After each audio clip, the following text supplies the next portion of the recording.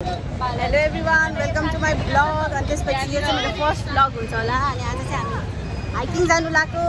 Hiking चाहिँ हाम्रो जामाचो हो। अब तपाईँहरूलाई म बाटोमा हामीले के खान्छौँ गर्छौँ सबै देखाउँछौँ। यता सिमरन छ, यता वर्षा र भूमिका छ।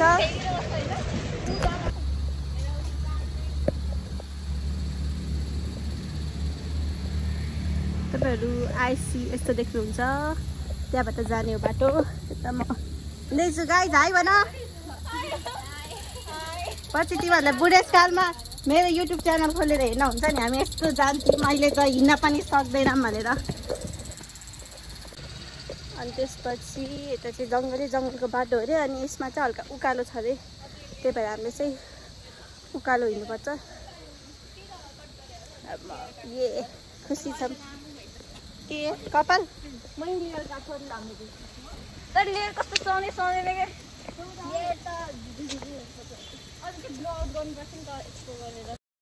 गाइज हामी हिँडेको चाहिँ 5-10 मिनट भयो होला। अनि हामी थाक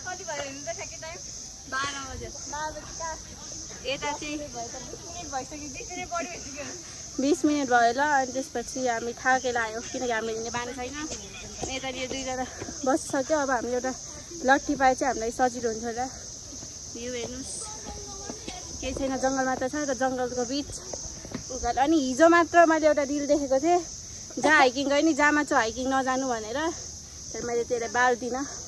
अनि मलाई कर्म आइरहेको छ जस्तो छ। र जाम हामीभन्दा जो पछाडि आएको थियो सबै अगाडि पुगिसक्यो। कस्तो हावा चल्यो हुनु नि त्यो। अनि बल्ल एनर्जी। मेरो त टिकटक केमा बनाउने हो कि के अरे के हुन्छौ के तिमी मेरो बुढेसकालको लाठी भन्ने कुन गीत हो अरे? वर्षालाई पठाउँछौ नि के टिकटक छैन, पछि म गीत हालिहाल्छु नि।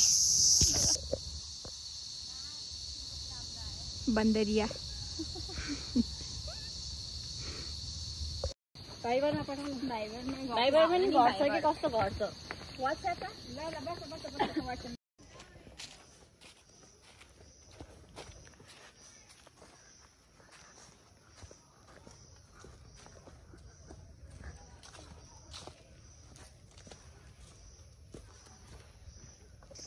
गाइज हामी चाहिँ आधी बाटो आइसक्यौँ।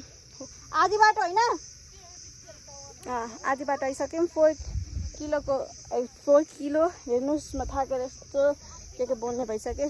4 किलोमिटरको हाइकमा हामी चाहिँ 2 किलोमिटर हिँडिसक्यौँ। अनि यताबाट चाहिँ एकदमै राम्रो भ्यू देखिन्छ। अहिले म लगाइदिउँला। अनि रमाइलो छ।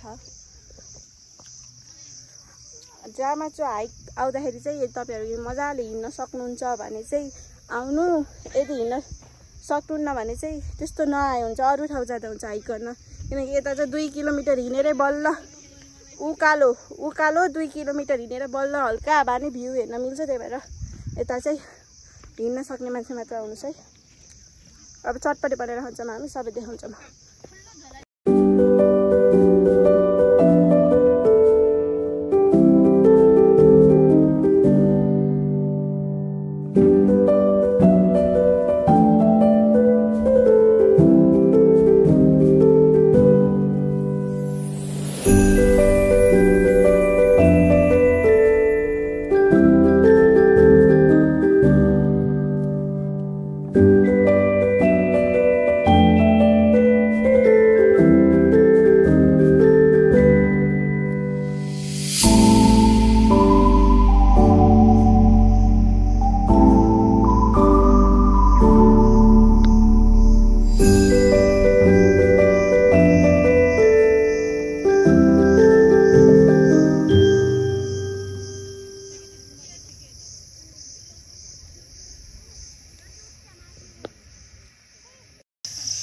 गाइज हाम्रो हाइक फेरि सुरु भयो। अनि अहिले चाहिँ विथ